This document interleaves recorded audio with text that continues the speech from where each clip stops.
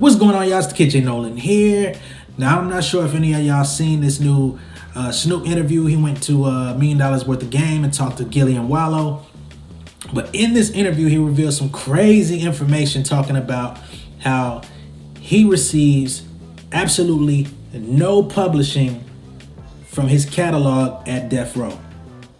Now, if y'all know what he put out on Death Row, you know how crazy this is. But I'm going to go through this because I see a lot of people on YouTube and they talk about the music business. Some people talk about publishing, but it's not a lot of people out there that really get into the nuts and bolts of what publishing is. And I think it's really important because as we see more artists doing these interviews and they talk about what their contracts are like and are they retaining their masters, are they retaining their publishing comes up a lot.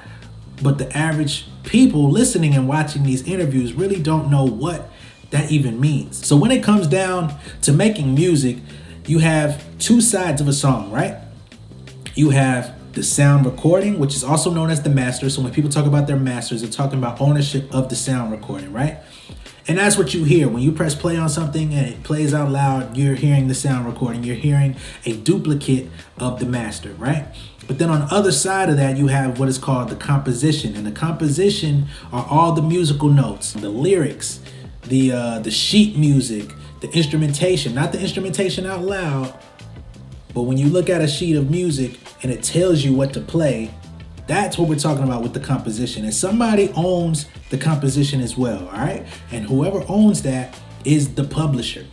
Now, for independent artists out there, if you perform and write your own music, by default, you own the sound recording and the composition. However, when you start getting into the actual business of music, you're gonna need a little bit more documentation to prove that you own it, right? And that's where you would develop your own publishing entity and start collecting royalties for those songs. But say you go and you sign a record deal with a company that has their own publishing arm, or they just assume publishing for your music because you don't know any better, you're gonna find yourself in a bad situation.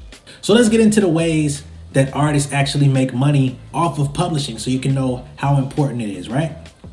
So when Snoop's early music gets sold, streamed, he should be able to make up to 9 cents off of every album or single sold, all right? Just as the songwriter, if he owned his publishing.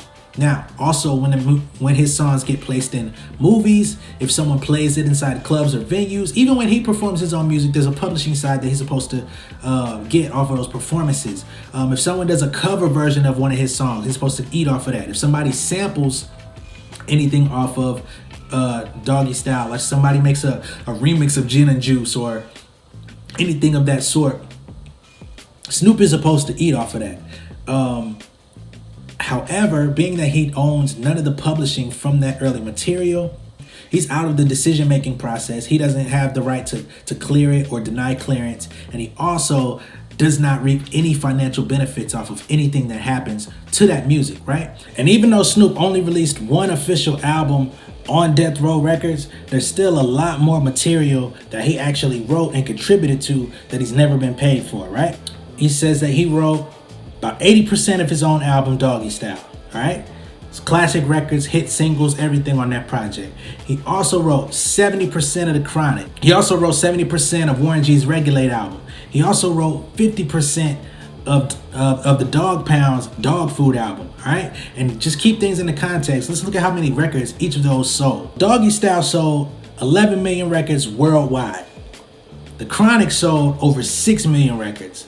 Warren G's Regulate album sold over 3 million, and the Dog Pound's Dog Food sold over 2 million. So that's over 20 million records that have sold internationally that Snoop Dogg helped use his pen to write, but he gets no credit, no money, or anything off of that work. That's millions of dollars on the table that somebody else is getting paid for off of his work.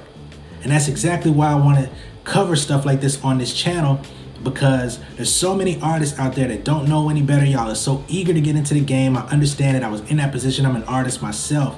But having no knowledge coming into this, you got to understand that the average artist lifespan is maybe 2 years, maybe 4 years, maybe 5 on average.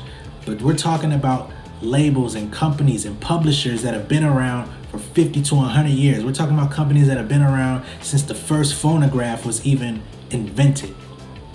So their interest is in their own longevity, not ours. So the more that you know, you're able to actually maneuver and capitalize on your talent to its fullest capacity, rather than having to go to companies that are gonna nickel and dime you and just basically give you the scraps of whatever they're willing to allow you to have, man.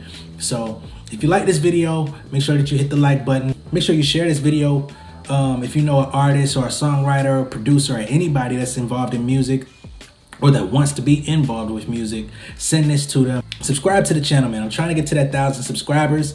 You know what I'm saying? It's gonna allow me to keep making content for you guys, for your benefit, for your entertainment. So I just need y'all to go ahead and do that for me. And I got a lot more coming, all right? Peace.